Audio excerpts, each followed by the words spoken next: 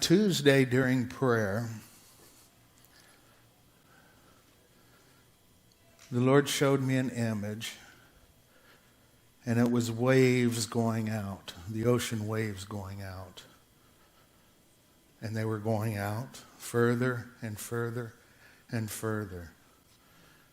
It's like, Lord, what am I seeing exactly? I said, what is this? And I believe he said to me, I'm causing a tsunami to come to the land. This is the drawback before the release. I am gathering my water and pulling it into the deep that will cause a swell that will not be held back. There will be a sudden, overpowering release. It will be great and mighty in force. My spirit will overshadow the land that you walk. I call to you this day, do not resist my pull upon you, for I will send you forth in a thrusting power that will shake the land that stands before you. You are my polished arrows that I send from my bow. We all know what a tsunami is, right? They're pretty powerful and they're pretty destructive. But there's something that happens before we see the tsunami hit the land. They're sudden and overpowering in force. Tsunamis are giant waves caused by earthquakes or volcanic eruptions under the sea. Yes, we're going to have one of those classes this morning. Out in the depths of the ocean, tsunami waves do not dramatically increase in height. But as the waves travel inland, they build up to a higher and higher heights. A tsunami is one of the most powerful and destructive natural forces. They can strike any ocean coast at any time. There are no particular season for tsunamis, and it cannot be predicted where, when, or how destructive the next one will be. It may not look like anything is happening in the depths of the ocean. It may look quiet and still, but as it gets closer to the destination of impact, the force begins to be exposed. The drawback of the waters is an early warning system that something is about to be exposed. Because something has been happening under the surface in preparation for this massive wave. And the Lord said, this is a drawback. I'm doing a gathering. The Lord has been feeding us. He's been ministering into the depths on our identity as sons of God, right? And I'm just sensing he's just slowly pulling us back. You think he would be lunging us forward. But he's saying, I am doing a drawback right now. I'm doing something in the deep.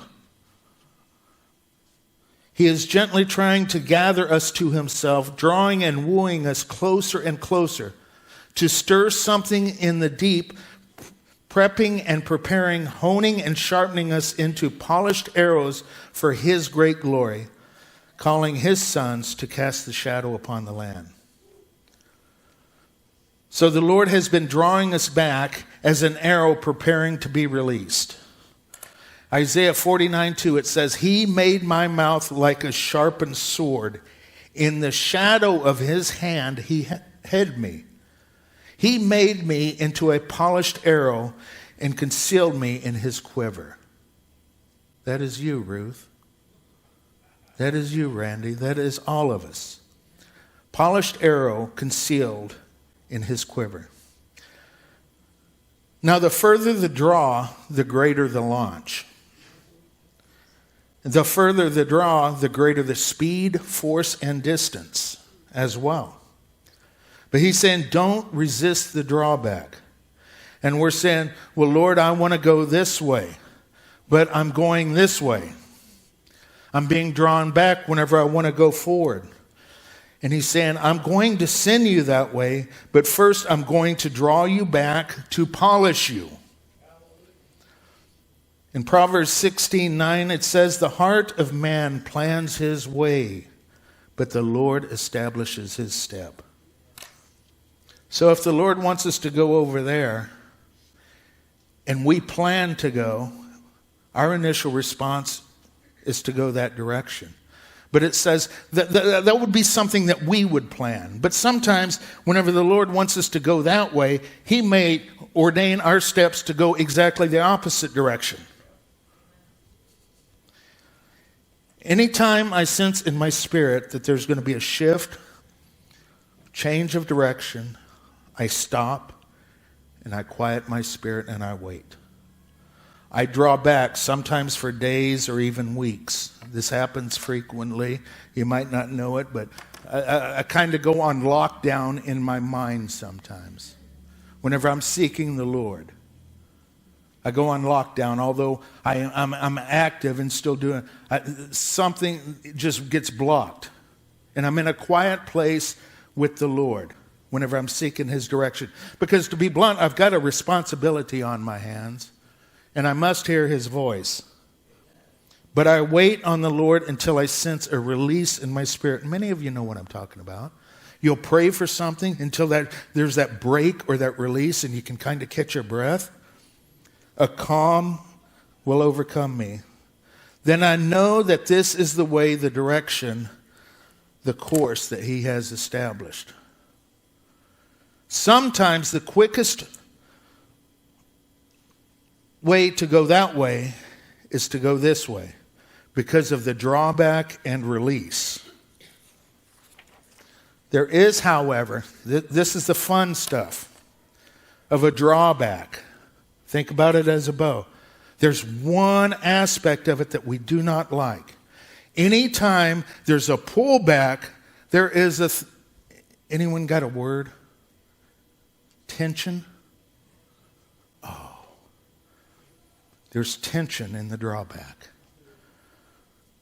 This is the downside.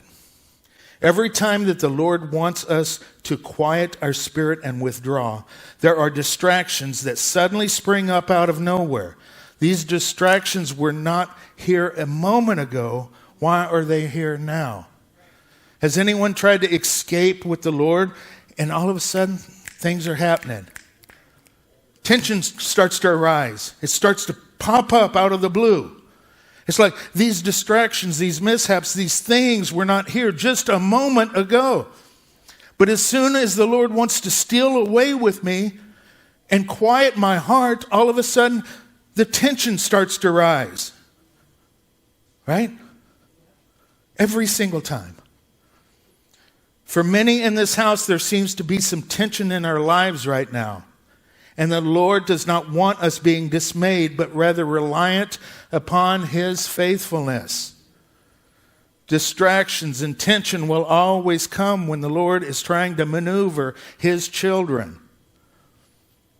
But He says He will be faithful. Take heart and understand that many times when tension suddenly comes upon us, it is a clear indicator that the Lord is stirring something up in the deep that He wants to release. He has a destination that He has for us. However, the storms are not to distract us from His divine destination. Anyone have any tension in their lives right now? You don't have to raise your hands, but hey, don't get discouraged. So can we go to Luke 8:22?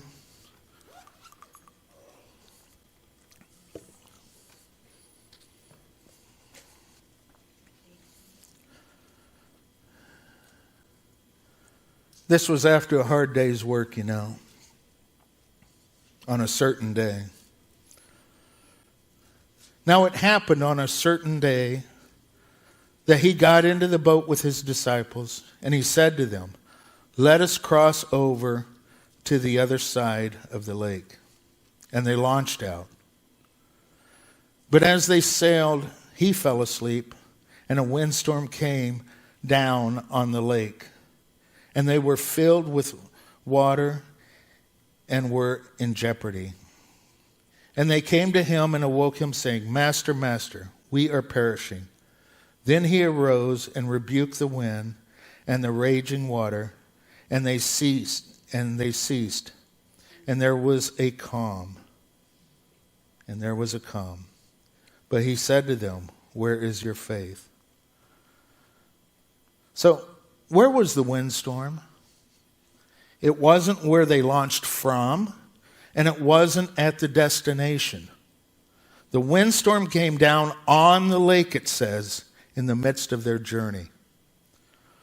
On the other side of the storm, on the other side of the tension, there was a divine appointment, a man that was needing the master's healing touch.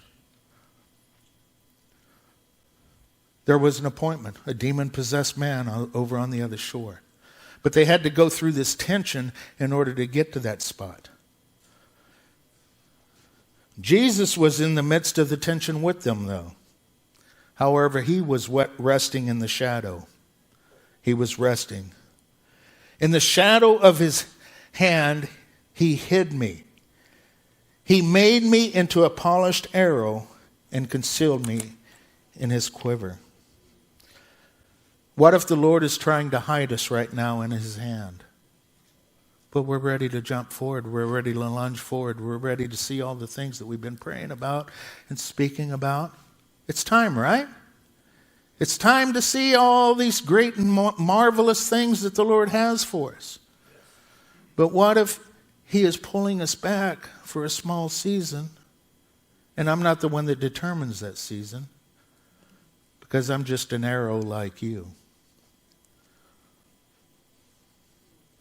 But perhaps he's trying to hide us in the shadow, to polish us. In the hiding, in the draw, there is a polishing and a sharpening. But there must be a desire and a resolve to yield to the divine draw or retreat. A desire to be concealed in his quiver. In other words, you are a concealed weapon. You ever thought about it like that? And that weapon will get pulled out whenever it's needed. Or that arrow will be launched whenever it's needed.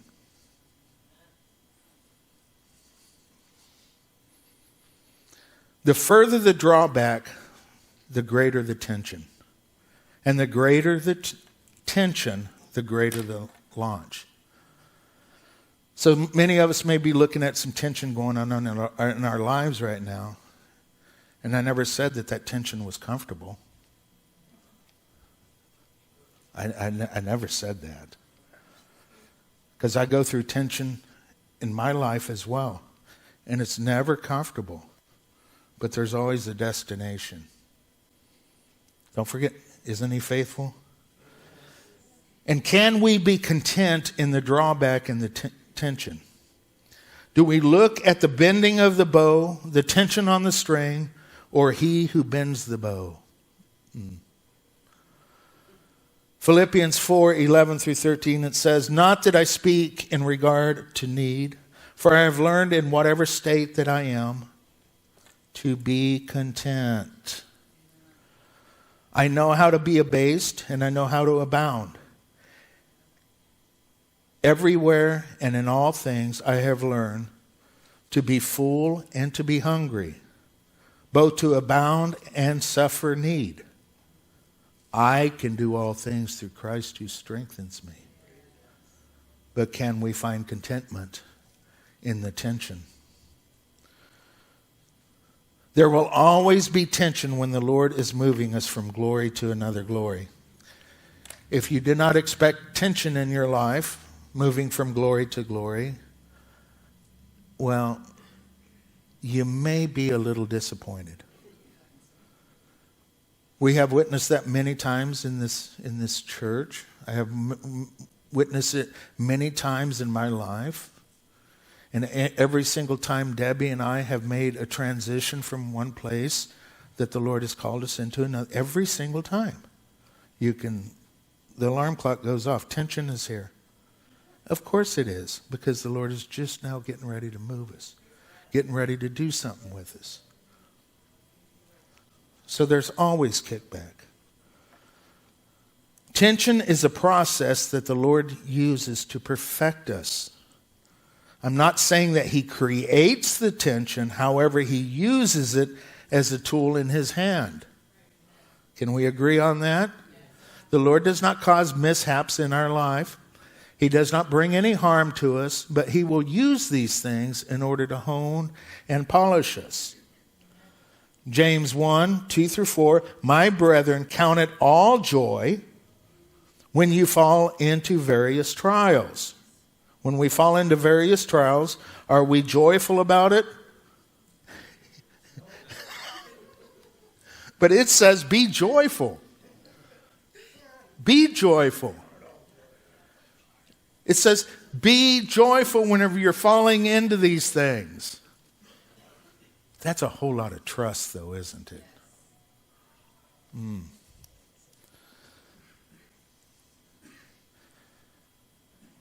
Knowing that the testing of your faith produces patience. And that's the one thing we're all shooting for, right? But let patience have its perfect work, that you may be perfect and complete, lacking nothing. See, we want to be perfect and complete without facing the various trials, without exercising our patience. We just want to hit the easy button, done and finished. But whenever we go through these things, does the Word not say that no weapon formed against us will prosper? He is saying, you are my weapon. You are my standard that I am raising up, church. That's what the last few months has been.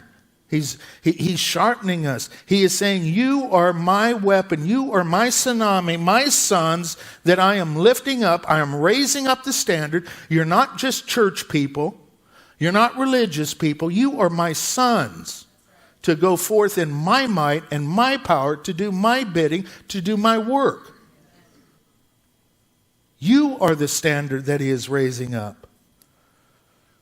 Over the last year, there has been polishing, a sharpening. Something has been happening in the deep. This is the important part. We're wanting the tsunami, but we're not wanting to go out into the deep. It may be very subtle or perhaps almost unnoticeable.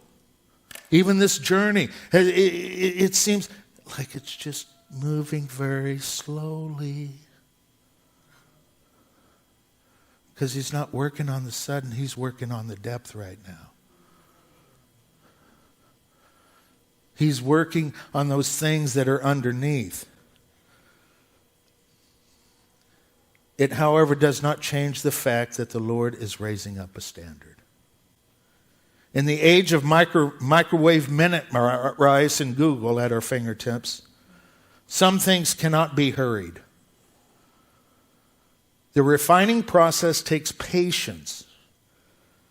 But they that wait upon the Lord shall renew their strength. They shall mount up with wings as eagles. They shall run and not be weary, and they shall walk and not faint. They that wait upon me shall not be put to shame. Those who trust in the Lord are like Mount Zion, which cannot be moved, but abides forever. So there is beauty, there is strength, there's security in the quiet place with the Lord. In the waiting is the showing.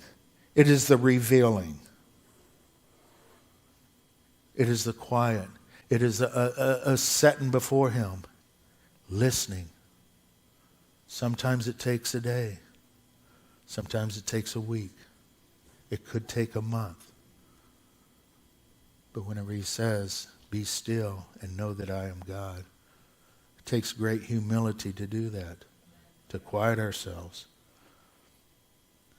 Who wants to know everything right now? Just a couple of you? Nah, heathens. No. We want to know things, and we want to know them right now, right? That's just the way we are. Lord, what are you doing? Why is this happening? Where are you sending me? What's next? How long? Those are the questions we ask. And I was asking him about this. He said, if I show you too much too quickly, you would miss half of the lesson. Because we have a short attention span, right? half of the preparation and the foundations that I am building in you would not be near strong enough to withstand the target that I will penetrate with you.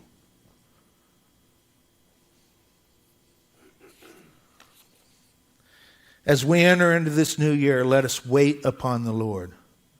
Let us enter into his rest. Let us not resist the drawback that he is doing at this moment.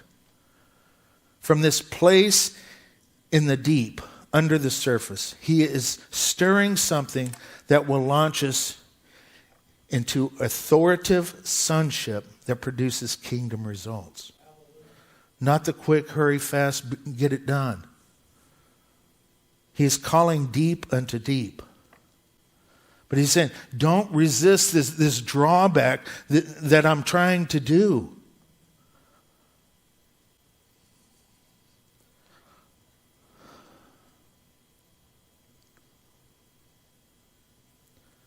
See, even this very message, I had to exercise a little bit.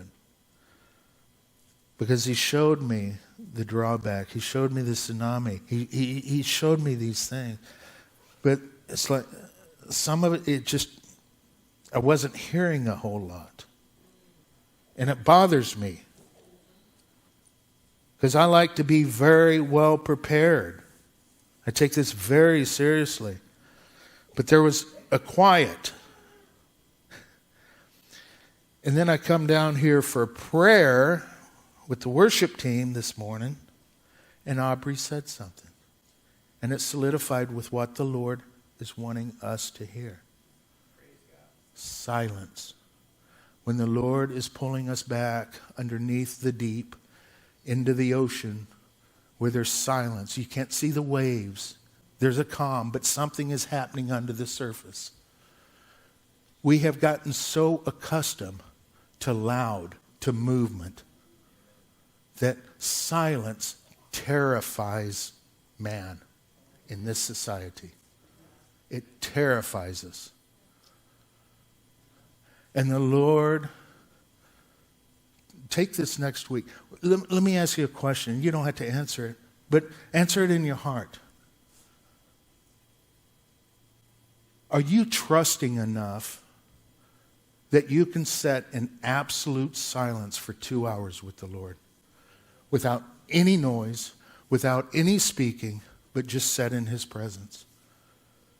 And say, Lord, speak. Or a day. Or 2 days. How terrified of silence are we? The Lord has been revealing beauty to us. Oh my goodness, the beauty. And I believe there will be a quick release coming forth from the sons of God. But at this moment, I truly believe he said, just quiet yourself, draw back into my presence, hear me, hear my voice. Let me polish and hone you so that you are my effective sons with might and power. Not just the hit and miss game. We know what the hit and miss game is. Pray for things once in a while. And it's like a bad bag of popcorn. Some of them might pop, some of them won't. But whenever we're so in tune with him, we're not... We talked about this morning. Whenever we can sit in his presence in quiet, it develops trust. Whenever we can sit. I don't have to entertain my brain. I don't have to entertain my ears or my eyes. But to sit and gaze upon him, beholding and becoming that reflective radiance of our Father. He will launch us. But may it be according to his will, his timing, his ways, and not our own. But I firmly believe he said, pause your hearts, church. Get rid of the noise for a little bit. Do we know how to do that? To truly just shut everything off? Yeah, this would have been easier 100 years ago or 200 years ago. But everything is always flashing in front of our face. There's noise everywhere. And he said, can you quiet yourself and hear my voice? Because it's only the one-on-one where he's going to sharpen and hone us. But it takes patience on our part. Are we patient enough to wait? I don't like it whenever he's quiet. I'm not going to pretend like I do. And sometimes he is. There's been a few instances where there was dead silence for a couple of months. And you talk about terrifying me. Whenever I heard absolutely nothing for 2 months. That's a scary place. But am I willing to wait and allow him to continue drawback regardless of how long it is in order to do the work in the deep? And that's true. That's truly what he's wanting to do within us. Not this external surface stuff. I've contemplated the fight in our walk is because we try to fight from an external place. We're more worried about what we do, what we say, and all these outside perimeter things. Whenever he's saying, I want to minister to the inside of your heart, into your depths. See, and even Jesus spoke about that. He's like, it's one thing for you to say that you go out and kill a man, but have you thought it in your heart or your mind? It's one thing to go out and do this externally, but have you taken care of it in your heart? This is the meeting place. But if we're busy feeding stuff into our ears, our eyes, and everywhere else, and we're not setting in that quiet place with him, how can we be healed? That's the one thing I've noticed. It's the internal, allowing him to truly penetrate the chambers of our heart. That's what he wants us residing in his chambers, but yet he wants to reside within our chambers too. And he's calling us. He said, draw back. It's okay. We want to get launched out. But who's the master? We are the arrow that he shoots out. The arrow has no destination except the destination of he who launches.